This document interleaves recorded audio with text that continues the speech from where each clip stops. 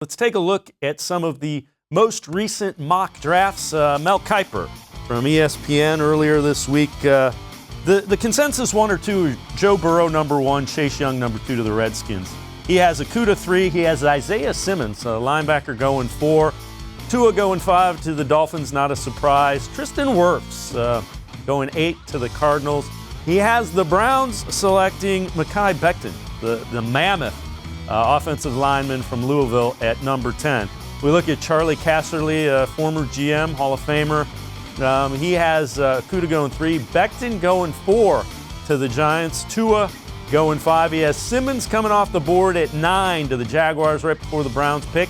So he has the Browns taking Andrew Thomas, underclassman from Georgia, described as a potential plug-and-play left tackle by a lot of folks, a year younger, as he was a junior. And then take a look at Pete Prisco. We heard from him at the Combine here on More Sports and Less Levine, Weekend Winners Edition. Prisco has Derek Brown going 3. He has Andrew Thomas going 4. Then Tua 5, Herbert 6. Okudah going 7. He has the Jaguars taking Becton at 9. And he has the Browns snapping up one of those big defensive players, perhaps a guy that can play all over the field, Isaiah Simmons, at 10, who would certainly answer a lot of questions on the defensive side of the ball. He has Wirfs going 14 in his mock draft. Let's get Jake Burns back in here from the Orange and Brown Report. Jake, I know you've put a lot of time into watching some of these guys.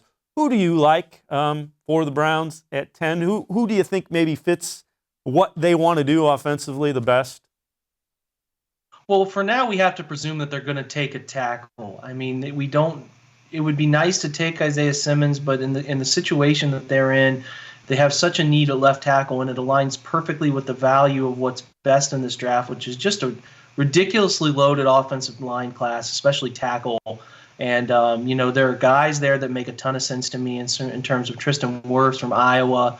I think Andrew Thomas from Georgia makes plenty of sense. You could even talk me into Josh Jones from Houston and Ezra Cleveland if they ended up moving down a little bit.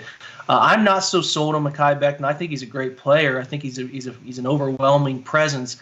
But if you look at the sheer type of talent, not talent, but the sheer type of size of guy that Minnesota and some of these other wide zone teams, San Francisco and St. Louis, the LA Rams, who they have drafted, they kind of fit them into this 310 to it's like 300 to 320. They don't take heavier guys because they expect them to run so much laterally in the wide zone scheme so often that they don't want guys who are going to wear down in the fourth quarter. I think Mekhi is a great athlete. I just don't know if they're going to draft a 350, 360-pound tackle and expect to put that burden on him week in and week out to run with that frame as often as they expect. So, I have my eye on Wirfs. I have my eye on Andrew Thomas. I think Jedrick Wills, the kid from Alabama, will be in the mix. But until they don't have a need at left tackle, I'm going to consider them a relative lock, whether it's the 10th pick or trading down a little bit, to take one of the tackles that are available.